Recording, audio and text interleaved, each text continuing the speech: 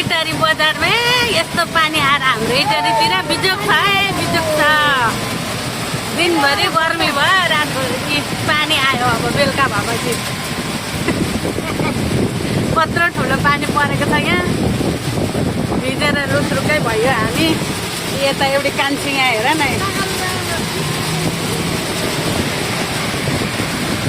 म होइन यहाँ हेर म भिजेर यहाँ यता खिच्दा त पसिना यहाँ हेर न, सफारीभित्र यसरी भिजेको छु म भनेपछि। जुम भइरहेको छ तपाईँको यो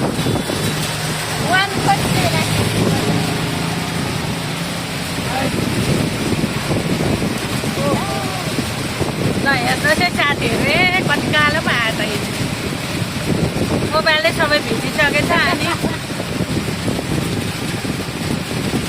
कत्रो ठुलो पानी परेर